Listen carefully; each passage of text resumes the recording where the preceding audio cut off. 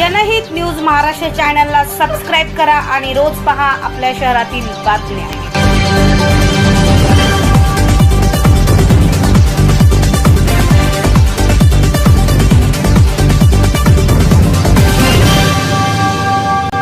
आपल्यासोबत आहेत राकेश आनंद।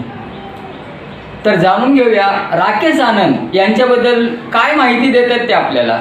राकेश जी, आप हमारे स्टूडियो में आए तो आप बताएंगे अपने बारे में हमारे दर्शकों को कि आप क्या भूमिका करते हो। सर देखिए, पहली बात तो ये कि मैं महानगर पालिका में मुझे 25 साल हो गए सर्विस पे, मैं वहाँ काम करता हूँ। और ये जो कलाकारी का शौक़ है मुझे बचपन से है। मैं बचपन से स्टेज शो वगैरह करता हूँ। जैसे रिकॉर्डर्स पार्टी चलती थी, पहले रिकॉर्डर पार्टी चलती थी, अभी ऑर्केस्ट्रा चलते हैं। तो डांस पार्टी के टाइम से हम लोग स्टेज पे राजेश खन्ना, देवानंद, महमूद ऐसे वगैरह वगैरह कलाकारों की एक्टिंग करते हैं। तो अभी तक करते आया हूँ और मुझे काफ़ी सुकून मिलता है इस काम को करने में, मज़ा आता है, लोग खुश होते, दर्शक मुझे देखकर मुझे बहुत खुशी होती है, बहुत आनंद मिलता है। तो आप कितने साल से ये क्षेत्र में हैं? सर बचपन से ही मैं समझो कुछ 13 साल की उम्र से स्टेज पे काम कर रहा हूँ।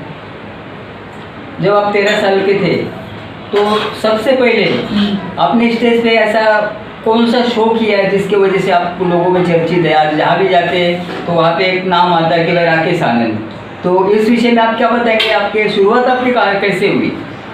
सर ये बहुत हंसने वाली बात है, क्योंकि जब मैंने शुरू किया तो मैं आपको विश्वास नहीं करेंगे कि मैंने पहले स्टार्टिंग कैसे की। क्योंकि उस ज़माने में मैं संजय दत्त का डांस करता था स्टेज पे। वो एक फिल्म थी, मतलब उसका डांस सॉन्ग था चिल्लाने को दिल चाहे क्यों चाहे क्यों चाहे। तो मैं स्टेज पर उड़िया मारा करता था। तो लोग, मुझे लगता था कि लोग मुझे पसंद कर रहे, मगर ये नहीं था कि लोग मस्ती कर रहे थे मुझसे कि भाई ये उड़ी कैसा मारता है स्टेज पे। फिर उसके बाद शुरुआत आस्ते आस्ते होती गई। फिर मैंने देवानंद साहब को किया, फिर दादा गोंड के साहब को लिया। तो महाराष्ट्र के बहुत बड़े कलाकार हैं, हम तो उनके आगे कुछ भी नहीं है। आज महाराष्ट्र में उनका पूरा बोलबाला है दादा गोंड के जी का, और मुझे बहुत मज़ा आता है उनकी भूमिका करने में। मुझे ऐसा लगता है कि सबसे बेहतर मैं भूमिका करता हूँ तो दादा गोंड के साहब की करता हूँ। लेकिन उस ज़माने में जैसे कि मनोज कुमार जी है, राजेश खन्ना जी है, देवानंद जी है, तो इन सब की आप लोगों ने सबकी कॉपी की है सर मैंने। सबकी कॉपी की है, देवानंद की कॉपी की, शत्रुघ्न सिन्हा साहब की कॉपी और की है। सुपरस्टार वहाँ पर उस और वक्त भगवान दादा साहब जो गाना चल रहा है ना, ओ बेटा जी ओ बाबू जी, मनोज कुमार साहब, चांद सी महबूबा हो गई मेरी, सभी सॉन्ग किए मैंने उनके, जूने से लेकर नए तक। धर्मेंद्र साहब को किया मैंने स्टेज पे डांस। मतलब मैंने बहुत भूमिका की है स्टेज पे।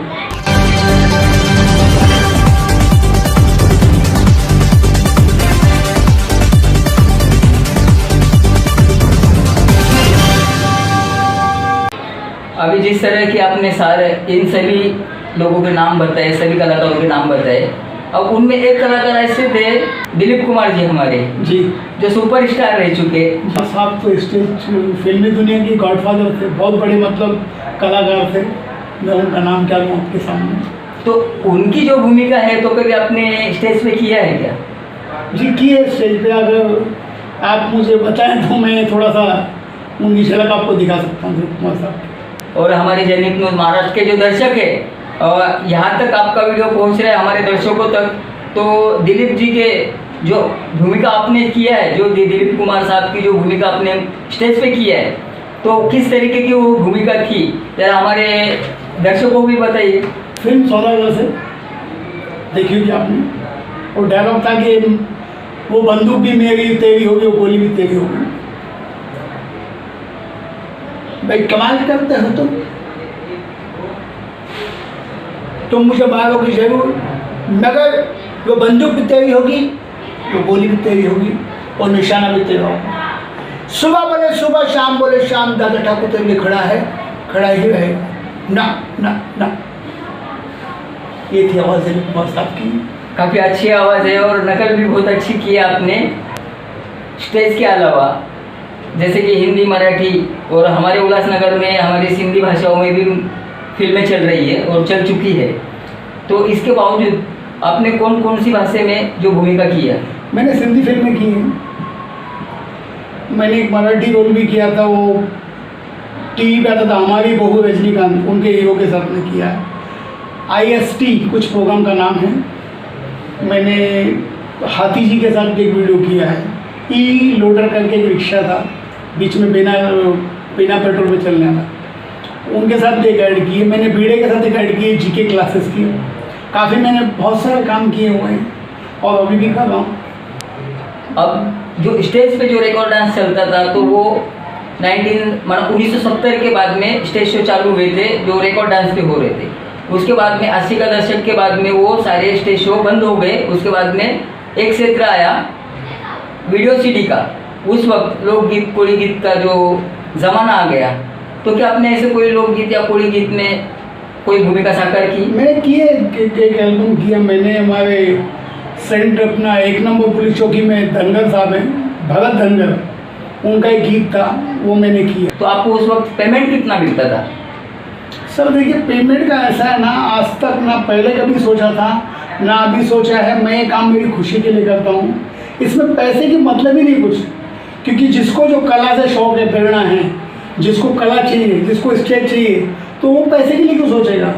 पैसे के लिए मैं है ना, महानगर पर मैं काम करता हूँ, जॉब करता हूँ, मुझे मिलता है पेट भरने को, तो ज़रूरत क्या पैसा मांगने की? जरूरत ही नहीं पैसे की। क्या जरूरत है पैसे की, बताइए आप मेरे को। बरोबर म्हणतात राकेश आनंद की ज्यावेळेस एक कलाकार, ज्यावेळेस कलावंतांची एक हौसी कलावंत म्हणून ज्या टायमाला तो पदार्पण होतो, त्याने जर पैशाला महत्त्व दिलं तर त्याची कला तिथेच अस्तित्व नसते, संपती त्याच ठिकाणी त्यांची ती कला संपते.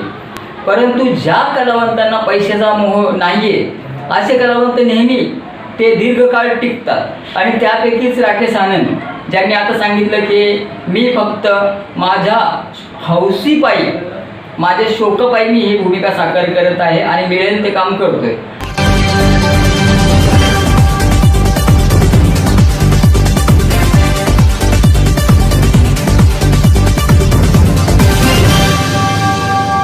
जो पुराने जो कलाकार है, हमारे दिग्गज कलाकार थे, तो उनकी भूमिकाओं को लेकर आप लोगों तक पहुँचते, लोगों को दिखाते उनकी अदाकारी कि भाई राजेश खन्ना जी किस तरह से कोई गाना करते तो किस तरह से वो अपना एक्टिंग दिखा देते, देवानंद जी किस तरह से एक्टिंग दिखा देते, दिलीप कुमार जी किस तरह से एक्टिंग दिखा देते.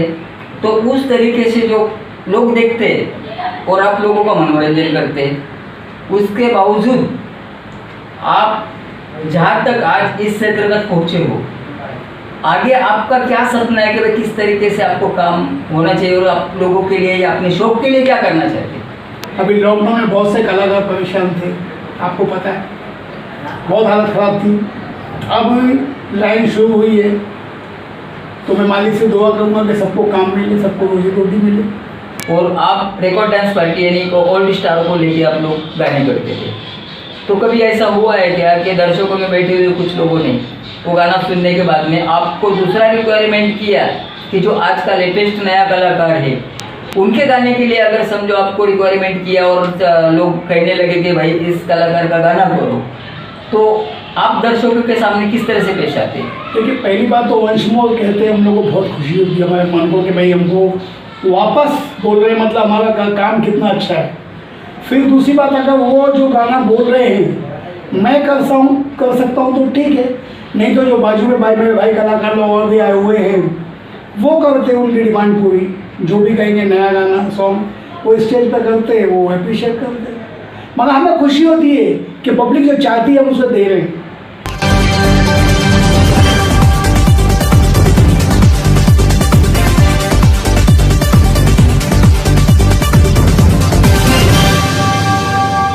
ये जो आप स्टेज शो करते हो, तो ये स्टेज शो किस प्रकार के होते हो? देखिए, शो होते हैं शादियों में, बर्थडे में, पार्टी में और इंगेजमेंट में, और भी बहुत से प्रोग्राम लाते हैं, जैसे दहीहंडी है, दिवाली है, दशहरा है, तो इस तरह के शो करते हैं. उसके बावजूद आपका ऐसा कोई सपना है कि हम लोग किसी सीरियल में या मूवी में काम करें, ऐसा कोई सपना तो है ना सर, इतने सालों से मेहनत करें, सपना तो है ना. मगर कोई जल्दी पहुंच जाता है, कोई थोड़ा लेट पहुंचता है, कोई थोड़ा और पहुंचता है. पहुंचना सबको वही है, इच्छा सबकी वही होती है कि भाई मैं एक अच्छे पर्दे पे आ जाऊँ तो लोग मुझे देखें, बड़ी तादाद में। जैसे उल्लासनगर वालों ने मुझे इतना प्यार दिया, आप लोगों ने इतना प्यार दिया, मैं और भी चाहता हूँ कि पूरे शहर से, पूरे देश से मुझे प्यार मिले, मगर अब मैं कब पहुँचता हूँ वहाँ पे, वो तो सफलता की सीढ़ी आपको जरूर मिलेगी। और हमारे जनहित न्यूज़ महाराष्ट्र के दर्शक हमें देख रहे, मैं दर्शकों को ये बताना चाहता हूँ कि राकेश आनंद जिनका एक सपना है कि आने वाले दिनों में उन्हें जैसे कि टीवी सीरियल हो, जिस तरह आज चल रहे टीवी सीरियल या नए नए लेटेस्ट जो मूवी आ रही है, तो उनमें एक सपना है उनके दिल में कि वे किस तरह से उनको उसमें भी काम मिलना चाहिए। उनका एक ऐसा सपना है और उसी सपनों को लेकर वो आज भी स्टेज शो कर रहे हैं। तो अभी आपने देखा कि हमारे राकेश आनंद हमारे साथ जुड़े हुए थे और आने वाले दिनों में उनका सपना साकार करने के लिए हमारे जनहित न्यूज़ महाराष्ट्र की तरफ से भी हम लोग उनको एक शुभकामनाएं देते हैं कि उनका सपना साकार हो। शुक्रगुजार हूँ जनहित महाराष्ट्र का, जिन्होंने मुझे इतना बड़ा मौका दिया अपने चैनल पर जाने का। उन दर्शकों का जो मुझे देख रहे हैं, मैं उनका भी धन्यवाद कहना चाहूँगा। शुक्रिया मेरे दोस्तों, मिलते हैं बाद में हरी भाई के साथ।